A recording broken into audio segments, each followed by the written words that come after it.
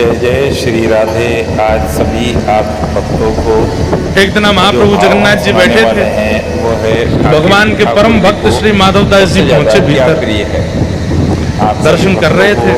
अगर आप ठाकुर जी की तो भक्त तो पहचान जाते हैं कि ठाकुर जी का मुख मुरझा रहा है, थोड़े उदास लग रहे हैं, करें जिससे कि वो जल्दी हमसे प्रसन्न हो। तो आइए माधवदास जी बोले, जय जय। बताया गुरु जी ने, आज आप इतने उदास क्यों लग रहे हैं? इतने संकट कष्ट में आप क्यों हैं? सब लोग बैठ जाओ, जो भी खड़े हैं सब लोग बैठ जाओ, जहां जगह मिले वहीं बैठ जाओ। माधवदास जी बोले, प्रभु आप इतने हमको कष्ट में क्यों लग रहे हैं?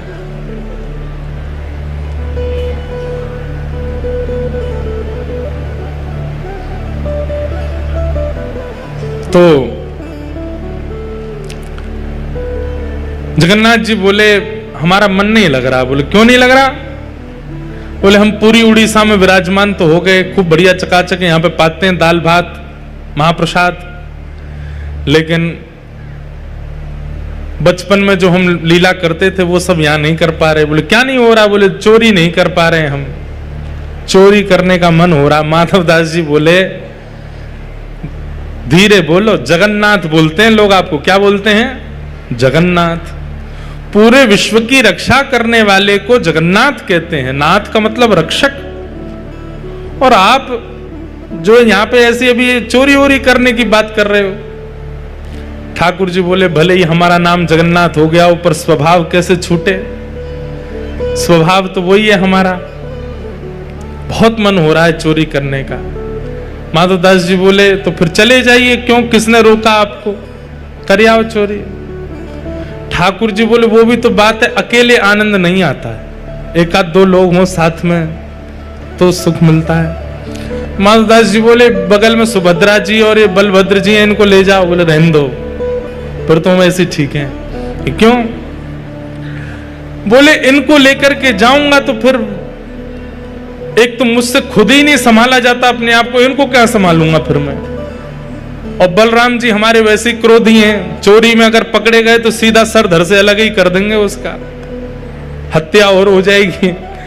और बल्कि बलराम जी तो ऐसे हैं, मैंने अगर इनसे कह दे कि चोरी करने जाना है तो पहले तो मुझे ही चार सुनाएंगे। नेक शर्म ना आवे, इतना बड़ो है गोए, भगवान बन गो, सब तो कुआ के प्रणाम करें, फिर वो चोरी करनो ना छोड़ रहो, चार तो मुझे सुनाएंगे।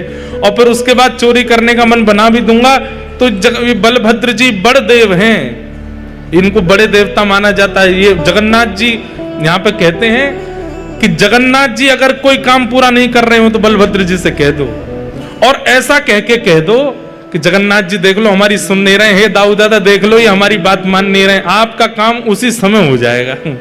वो बड़े देव हैं। बोले, अगर मैंने इनसे कह दी कि मुझे चोरी करनी है तो बलराम जी पूरी जगन्नाथपुरी को बुला लेंगे और सबसे कहेंगे, हमारो लाला चोरी करने आएगा, व्यवस्था करो। ऐसी चोरी की क्या, फिर हमको सुख तो मिलेगा नहीं। बेचारे वहां जहां हम चोरी करने जाएंगे सब बेचारे कहें, लाला चोरी कर लो, आ जाओ हमारे घर, आ जाओ चोरी कर लो। दाऊ दादा के हल से इतना डरेंगे सब, हमको सुख नहीं मिलेगा। माधवदास जी बोले, तो फिर अब चोर कहां से लाऊं आपके लिए? किसको लेके आऊं? किसके साथ जाओगे चोरी करने? तो जगन्नाथ जी मंद मंद मुस्का के बोले, तुम बढ़िया हो, तुम चलो, तुम साथ दो तो हम कर लेंगे। माधवदास जी बोले, वयोवृद्ध शरीर है मेरा, शमशान बस कुछ ही दिन दूर रह गया है मुझसे, हाथ पांव में लकड़ियां, ये हाथ कांपते हैं, पैर कांपते हैं, क्या वयोवृद्ध बूढ़े आदमी के संग क्या चोरी करोगे आप? ठाकुर जी बोले, वो सब हम करवा लेंगे, तुम बस हाँ कर दो। माधवदास जी बोले, नियम तो बता दो, हमने कभी चोरी करी नहीं, हमको पता नहीं है। तो जगन्नाथ जी बोले, सबसे पहला नियम। बोले, क्या? फुर्ती रखनी है, लेकिन फुर्ती में आवाज नहीं करनी है। मतलब गति तो तेज हो, पर जैसे हम चलते हैं तो हमारे पैरों की आवाज आती है, हाथों की आवाज आती है, कपड़ों की आवाज आती है, आवाज नहीं आनी चाहिए। फुर्ती भी हो और आवाज ना हो, पहला नियम। और दूसरी बात, पलके नहीं झपकनी, नेत्र खोल कर रखने, कान खोल के रखने, ध्यान रखना कहीं से कोई आ नहीं जाए। बोले, अच्छा। और कोई नियम? बोले बाबू ये 2 तुम निभा लेना, बाकी मैं संभाल लूंगा। चलो। माधवदास जी बोले कहां जाएंगे चोरी करने? कौन गोपी यहाँ, कौन गोपी के यहाँ जाओगे? बोले गोपी गोपी के यहाँ नहीं जाएंगे। तो बोले ये जो राजा हैं जगन्नाथपुरी के, इनके बगीचा में खूब सुंदर सुंदर कटहल होते हैं, और देखो ये हमारे लिए भोग लगाने भेजते नहीं है, हमको कटहल खाने का मन कर रहा, कटहल की चोरी करके आएंगे। माधवदास जी बोले इतना सब कुछ करने की क्या आवश्यकता है? हम राजा जी को पत्र भेज देते हैं, कटहल भिजवा देंगे, कल कटहल ही कटहल पाना, आप चोरी करने का। अरे माधवदास फिर तुम वही बात कर रहे हो, तुम कटहल मंगाओ, चलो कह दो राजा से कल एक कटहल भेजे। कटहल आया, बोले अब इसकी सब्जी बनाओ, सब्जी बनाओ, अब हमने पाली अब तुम पाओ। वो पाली, बोले अब स्वाद मिल गया? बोले हाँ, अब तुम चोरी वाले कटहल का स्वाद देखना, इससे दुगना होगा। अब ये जो सुख मिला है ये फीका लगेगा उसके आगे, इसलिए अब चोरी करने चलो। माधवदास जी बोले ठीक है। तो बोले मैं रात में मेरे को सिंह द्वार पे मिल जाना। वो सिंह द्वार पे नहीं, दक्षिण द्वार पे मिलना। सिंह द्वार पे तो सब खड़े रहते हैं, रात में सोते हैं, सोने नहीं देते, बैठ जाते हैं वहां पे, कई भक्त रात भर नाम कीर्तन करते हैं, सबको पता चल जाएगा मैं निकला हूं। दक्षिण द्वार पे मिलना। दक्षिण द्वार पे माधवदास जी बाहर प्रतीक्षा कर रहे हैं। रात्रि में ठाकुर जी आए, चुपचाप छोटे से लाला बन गए, बड़े बड़े नेत्र हैं, कारे ठाकुर जी, और सुंदर एक पोशाक अपनी ऐसी धारण करके आए, आंख ही आंख दिख रही है बस। माधवदास जी ने अपने कंधा पे बैठा लिया, और यहां दोनों हाथ रख करके श्री जगन्नाथ जी जा रहे हैं चोरी करने। राजा के बगीचा में पहुंचे। कहां है? बोले देखो सामने कटहल का पेड़ है, वहां चलो। पहुंच गए बगीचा में, अंदर जाकर के जगन्नाथ जी उतर गए नीचे। ठाकुर जी बोले अब ऊपर चढ़ना पड़ेगा, ऊपर से कटहल तोड़नी पड़ेगी। तो माधवदास जी बोले कौन से पेड़ पर चढ़ना? अरे धीरे बोलो, कोई सुन लेगा, हम तुमसे पहले ही बोले धीरे बोलना, क्या चिल्ला रहे हो?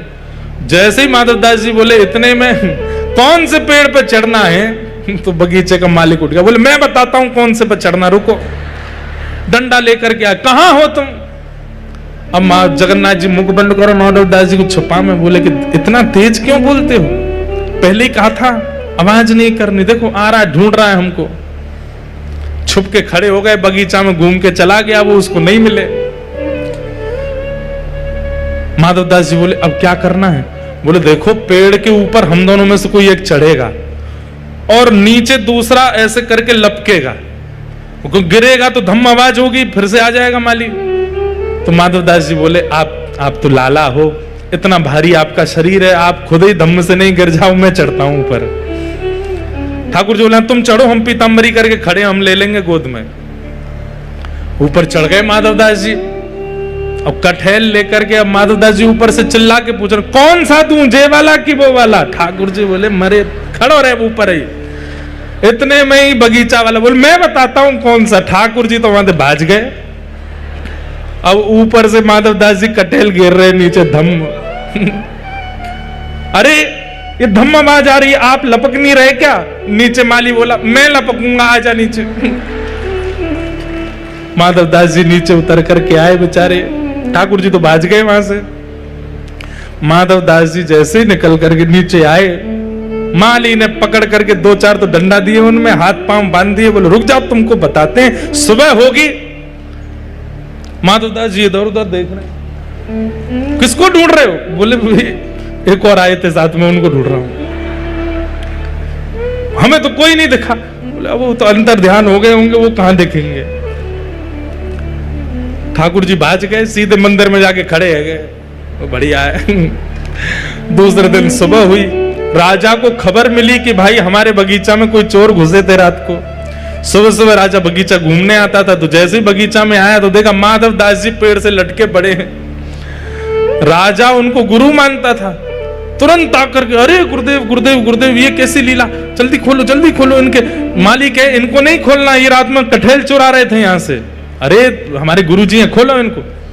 तुरंत खोला, माधवदास जी के नेत्र सजल हैं। राजा बोले भगवान गुरुदेव ये कैसा कौतुक, आप मुझे बोल देते, मैं आपने परसों भी तो मंगवाया तो मैंने कटहल भिजवाया, आप और इच्छा थी तो मैं और भिजवा देता। माधवदास जी बोले हमारा शरीर देख करके तुमको लगता है कि हम कटहल खाते होंगे? हमारे अंग में कहीं भी आपको ऐसे लक्षण दिखते हैं? हमारी जीवा इतनी चटोरी होगी कि हमको कटहल की इच्छा हो? तो बोले हमारी जगन्नाथपुरी में सबसे चटोरे कौन है? बोले कौन है? बोले सबसे ज्यादा स्वादिगर एक ही है, महाप्रभु जगन्नाथ।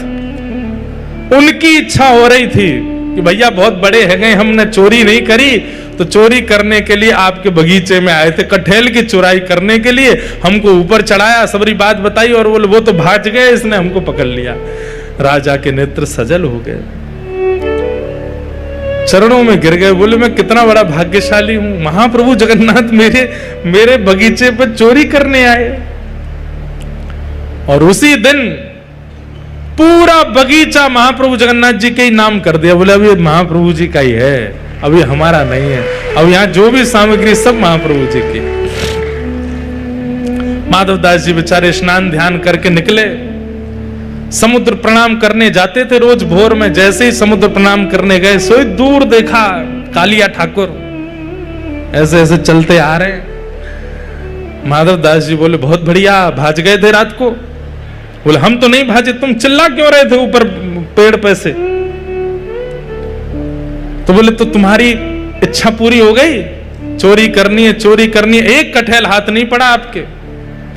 बोले अब क्या करें? बोले चिंता नहीं करो, आप तो भाज गए थे, पर हम देखो रात में पिटे बंधे पूरा बगीचा आपके नाम करवा के आ गए, लो अब जाओ खूब प्रेम से कटहल पाओ।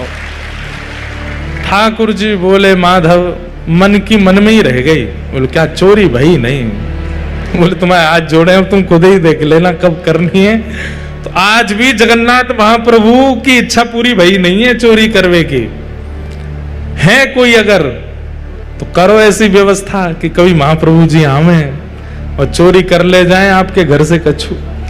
बंधुओं, अपने बगीचे के पुष्पों को इसी भाव से तैयार करो, अपने बगीचे के सुंदर फलों को भी इसी भाव से तैयार करो, अपने घर की सब सामग्री को इसी भाव से तैयार करो कि कभी महाप्रभु जी की इच्छा पूरी हो जाए, कभी उनका ये भाव पूरा हो जाए, वो हमारे घर आवे। तू है सखी बड़ भाग बड़ी, नंदलाल तेरे घर आवत है। तू है सखी बड़ भाग बड़ी, नंदलाल तेरे घर। चाहे ठाकुर जी कितनी भी दूर चले जाएं वृंदावन से, पर वृंदावन की स्मृति ठाकुर जी के संग ही रहती है। वृंदावन की लीला ठाकुर जी कहीं नहीं छोड़ते। श्रीनाथ जी चोरी करते हैं, हमारे जगन्नाथ जी चोरी करते हैं, वहां द्वारिकाधीश चोरी करते हैं। बद्रीनाथ भगवान बेचारे वो तो तपस्या में वो कर नहीं रहे, पर करते तो वो भी होंगे, छोड़ नहीं सकते। ऐसे हमारे महाप्रभु जगन्नाथ, कैसा अनुग्रह है ठाकुर जी का अपने भक्तों के ऊपर। कभी कभी हमें लगता है कि आज भी अनुग्रह ठाकुर जी करते हैं, आज भी लीला महाप्रभु जगन्नाथ कर रहे हैं, पर हमें अभी पता नहीं चल रहा है। हमारे जब समय निकल जाएगा तब कोई भक्त की गाथा निकलेगी इस काल के, उसके ऊपर कृपा कर रहे होंगे अभी भी ठाकुर जी। तो इस प्रकार ठाकुर जी की बाल लीलाएं ब्रज में चल रही हैं। सब ब्रजवासियों ने कही कि कोई ना कोई राक्षस लाला के ऊपर आक्रमण करें। आज 2 वृक्ष गिर गए, नलकुवर मणिग्रीव ऊखल में बंधे थे ठाकुर जी। ब्रजवासियों ने कहा कि हमारे लाला पे इतने संकट आमे, अब हमें यहाँ गोकुल में नहीं रहना चाहिए, अब कहीं और चलो। और तब कहाँ गए? श्रीधाम वृंदावन को प्रस्थान किया है कि वनम वृंदावनम